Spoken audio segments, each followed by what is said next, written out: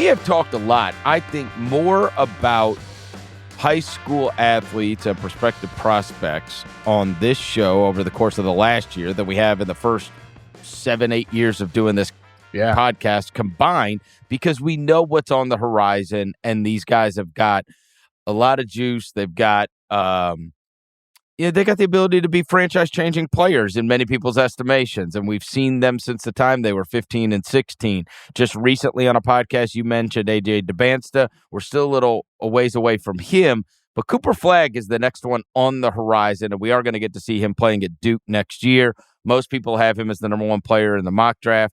I saw him in person at 16 and talked to you on this show after I saw him in an EYBL event, and I said that is the best 16-year-old basketball player I've ever seen in person in my life. This guy is everything I could have imagined and more. So I've been all in on Cooper Flagg for a long time now. I saw him play with his main team in an event. I guess what would have been between his sophomore and junior years of high school. We're going to see him on a big stage at Duke next year. And then the story came out this morning that New Balance has signed him to a big shoe deal. And man, how times have changed and how rapidly they are changing. Cooper Flagg's already got a shoe deal, and we're about to see him in his freshman year at Duke. But what's even crazier is I saw the first story and I was like, wow, great investment. It really is. I mean, I know. What white guy shoe brand? I know. First Jack Harlow, and now they've actually Cooper done Flagg. really good. They have done. New Balance has done really well. They've gotten obviously they got Ohtani, they got Marvin Harrison Jr. I believe. Yeah, who's that's on the true. horizon. Yeah. Who's a super. That's a cool one to have. Was Kawhi their first big one? Was Kawhi kind of the gateway to all these great athletes? I think so. Coco Gauff, the tennis player, awesome. phenom. She's New Balance. They released her shoes. So I mean, New Balance has really been on the come up. New Balance is good. I like New Balance. I don't currently have a pair, but I've had a pair in the past, and they're comfortable. They're good. They work for me. So maybe I'll check out the Cooper Flagg ones when those come out. Maybe I will. Who knows? I will say that getting these guys, locking him in. This is a real bet. A bet my buddy Sonny Vaccaro made over and over again, obviously going all the way back to Jordan, but whether it was Kobe Bryant or it was Tracy McGrady, or we know with LeBron James and the big battle that was had with Adidas and Nike over him, that if you can lock these guys in, first of all, and what I really think is it's the awareness of what Flagg is going to be, what people that have to go into, there's somebody that is going to have to get on a call with stockholders and explain why they are doing this. Yeah.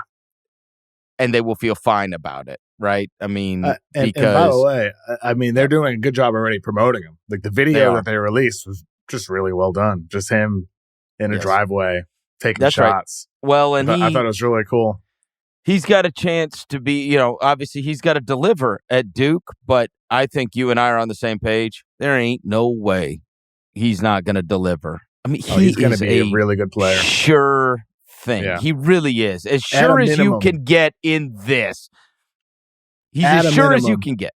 Yes. Good player. At a minimum. Good player. At a minimum. Like, he'll be a good player. I think at a minimum, great player. I really view him when I say good player, I mean, at a minimum, he'll be like top 30 or 40 in the league. But at peak, he could be one of the top 2 or 3 players in the league pretty safely. Okay. Yeah. I mean, defensively, I mean, also at a minimum, I think at a minimum, all defensive player.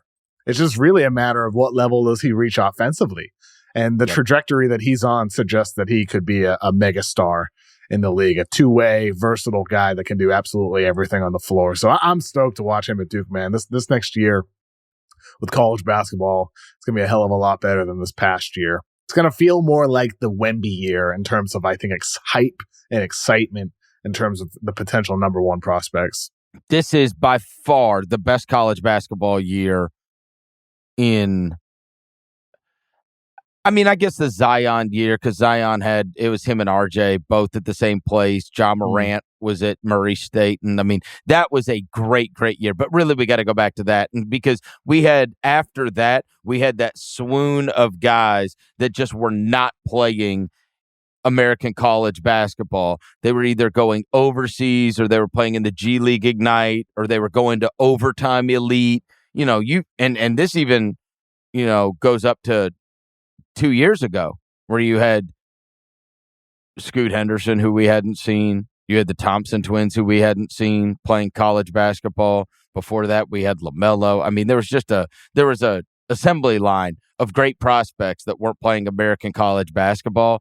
But you look up and down mock drafts now, they're all playing American college basketball outside of kids that might be coming from overseas because the Ignite folded, and now you can make more money playing American college basketball in many cases than you can playing elsewhere. And that was always the trick.